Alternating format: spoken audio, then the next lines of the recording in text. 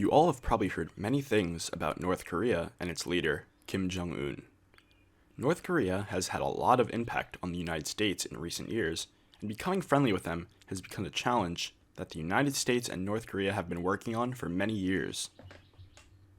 To begin, the flag of North Korea has a lot of symbolism in its colors and shapes.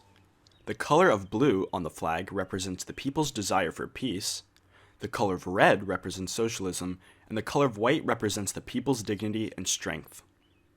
The red star on the white disc symbolizes the role of the Korean Workers' Party in building socialism. North Korea is a part of the Korean Peninsula, which includes North Korea and South Korea. North Korea shares borders with China, South Korea, and Russia. North Korea's capital is Pyongyang, which is located in the southeastern part of North Korea. It is often debated by historians of when a unified Korea had first emerged. Some argue that it first emerged from the Kingdom of Silla after its conquest of the Korean Peninsula in the 7th century. Others argue that it had emerged during the Goryeo period. In 1910, the Korean Peninsula was annexed by Japan as a colony. This significantly increased its industrialization and also modernized it, but the Korean people were treated poorly by a brutal regime. After Japan's surrender at the end of World War II, the ownership of Korea, which at the time was a single united country, was put into the hands of the United States and the Soviet Union. As a result, at the Moscow Conference in 1945, it was said that Korea would be put under a 5-year trusteeship of the Allied powers. This caused a great disagreement within Korea. Many disagreed with this trusteeship, while others, mainly of the Korean Communist Party, embraced it. Consequently, this caused Korea to be separated along the 30th parallel, the northern portion being controlled by the Soviet Union and the southern portion by the United States. The intention was for the two countries to reunite shortly in the future, but as we know, the countries remain separated to this day. The Korean War was started when Soviet Ambassador Shtikov of North Korea decided that the invasion and takeover of South Korea would increase its sphere of influence.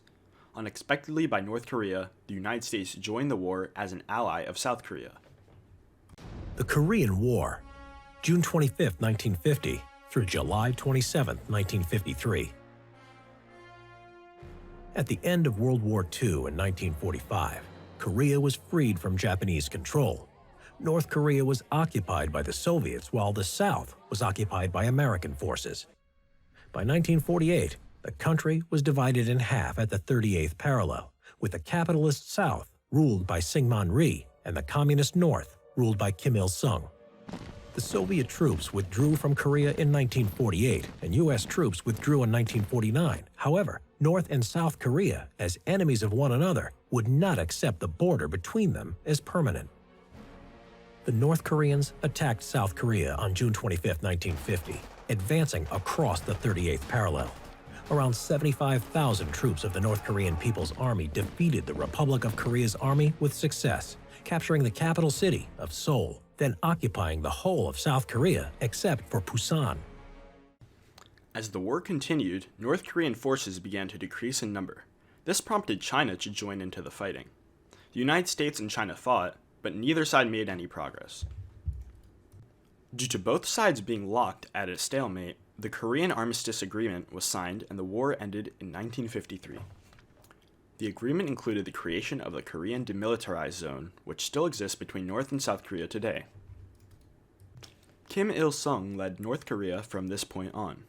During his leadership in 1991, the Soviet Union collapsed and caused North Korea to fall into a severe economic crisis. This event caused Kim Il-sung to reconsider ties with Cold War allies. In the present day of North Korea, Korean is the language that is most often spoken.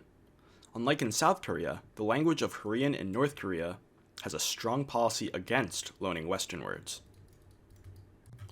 Korean won is used as North Korea's currency.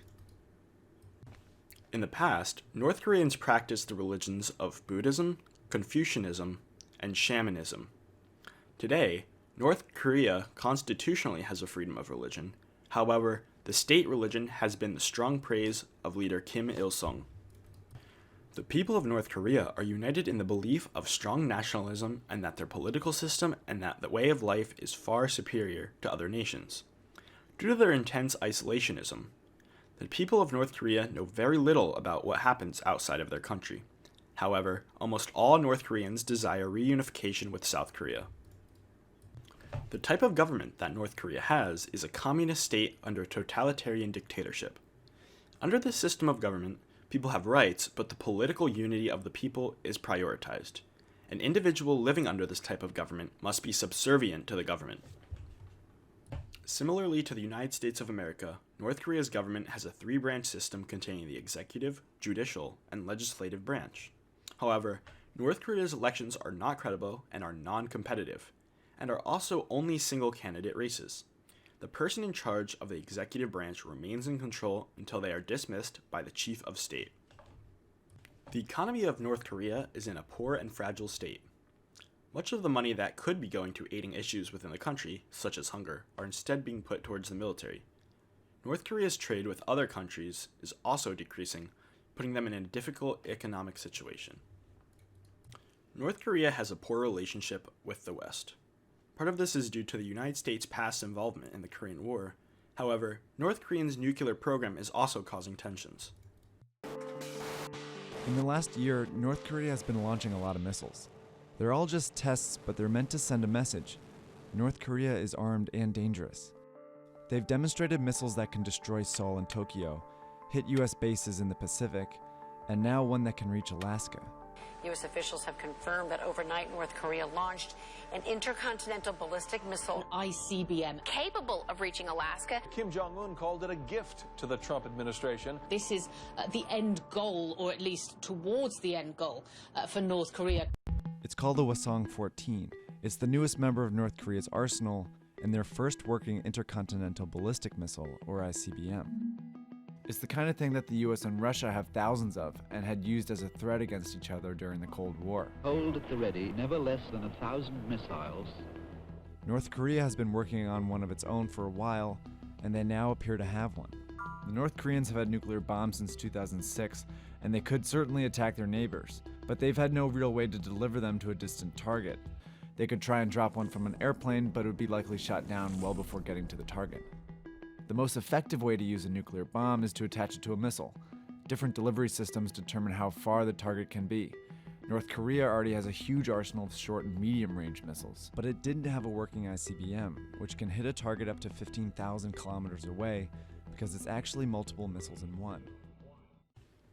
Despite the danger of North Korea's increasing desire for powerful nuclear weapons, the United States and North Korea are trying to work out deals to solve this conflict.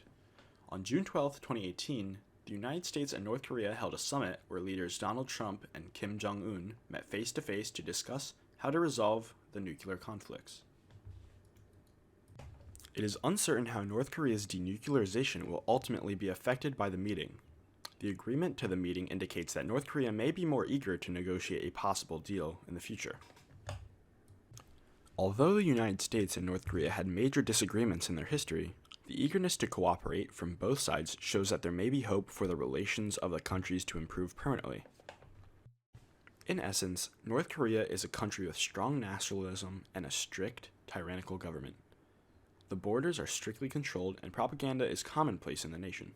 Compliance with the government's orders is necessary and the spread of information is controlled and limited. Its aggressive and unstable leadership endangers many countries around the world, but a better and safer future is hopefully to come.